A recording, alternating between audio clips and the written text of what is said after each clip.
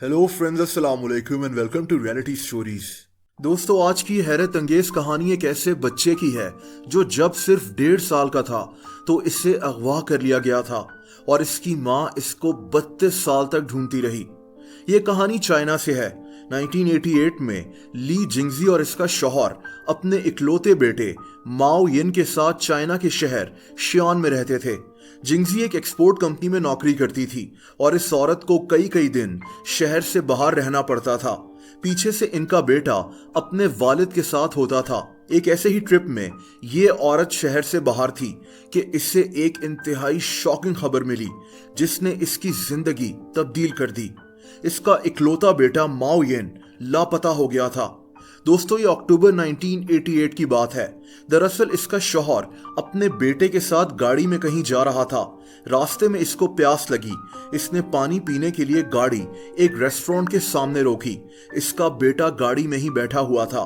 2 minute में जब ये आदमी वापस आया तो इसका बेटा गाड़ी से गायब हो चुका था। इस खबर ने इन दोनों मियाँ बीवी की जिंदगी तब्दील कर दी और दोस्तों फिर इन्होंने अपने बेटे की तलाश शुरू कर दी। अब पुलिस भी इस केस में इन्वॉल्व हो चुकी थी।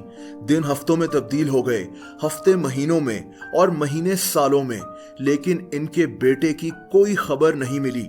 इस दौरान इन दोनों ने लाखों फ्लायर्स प्रिंट करवाकर शहर के कोने कोने में लगवाए जिन पर इनके बच्चे की तस्वीर बनी हुई थी। इन्होंने अखबारों में इश्तिहार भी दिए, इनाम भी रखा कि जो भी इनके बच्चे को ढूंढेगा उसको पैसे दिए जाएंगे, लेकिन कोई फायदा नहीं हुआ। माओ यिन गायब हो चुका था।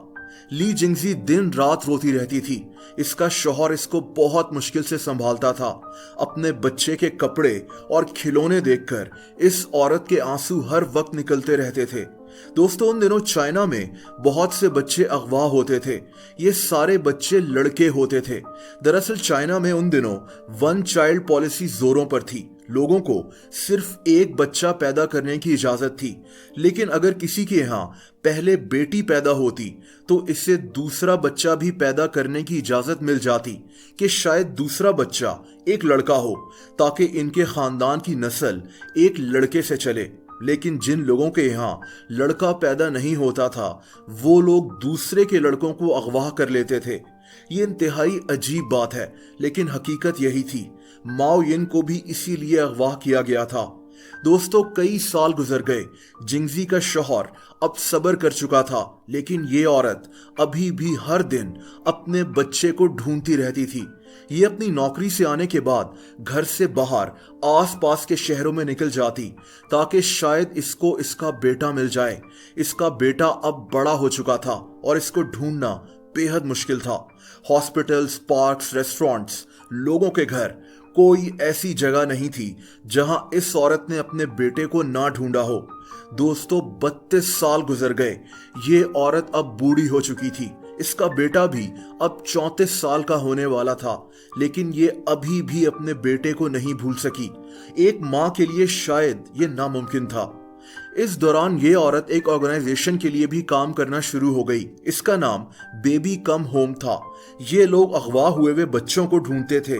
किसी और का बच्चा उन्हें मिल जाता तो ये औरत कुछ देर के लिए खुश हो जाती, लेकिन इसका अपना बेटा किस हालत में था ये नहीं जानती थी। लेकिन दोस्तों, 32 साल के बाद एक अजीब खबर सामने आई। अप्रैल 2020 में, यानी पिछले साल, किसी ने इस औरत को बताया कि एक बच्चे को 32 साल पहले इसके शहर से ही अगवा किया गया था। जिंगजी और इसके शौहर को एक आदमी की तस्वीर भी दिखाई गई कि यही वो बच्चा था। ये दोनों फौरन पुलिस के पास गए। दोस्तों, ये आदमी वहां से 700 किलोमीटर दूर रहता था। पुलिस ने कुछ ही दिनों में इस आदमी को ट्रैक कर लिया और इसका डीएनए टेस्ट कराने का फैसला किया ताकि वो डीएनए टेस्ट जिंगजी और इसके शौहर से मिलाया जा सके। दोस्तों, डीएनए टेस्ट का रिजल्ट इंतहाई हैरानकुन था। यही वो बच्चा यानी माओ यिन था जो 32 साल पहले अगवा हो गया था। 32 साल के बाद जगह जगह अपने बेटे को ढूंढने के बाद एक माँ को उसका बेटा वापस मिल गया था। इसके बेटे की अब शादी हो चुकी थी और ये इंटीरियर डेकोरेशन का बिजनेस करता था। इसका नया नाम गू निंगनिंग था। इसको अगवा करके 6000 युआन में 2 मियाँ बीवी को बेच दिया गया था। ये औरत अपने बच्चे के गले लगकर फूट फूट कर रोना शुरू हो गई। इस खबर ने पूरे चाइना को खुश भी किया लेकिन अफसरदा भी कर दिया था। गु निंगनिंग आज अपना वक्त अपनी दोनों फैमिलीज के साथ गुजारता है। एक फैमिली जिसने इसको पैदा किया और एक फैमिली जिसने इसको पाल कर बड़ा किया।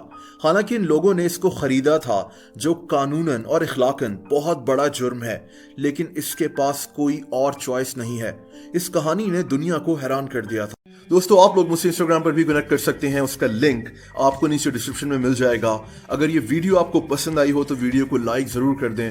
ऐसी इंटरेस्टिंग वीडियोस देखने के लिए रियलिटी टीवी को सब्सक्राइब कर लें और बेल आइकन को भी हिट कर दें ताकि मेरी नई वीडियोस के नोटिफिकेशंस आपको मिल जाया करें। अपना बहुत ज्यादा ख्याल रखें। अल्लाह हाफ़िज़।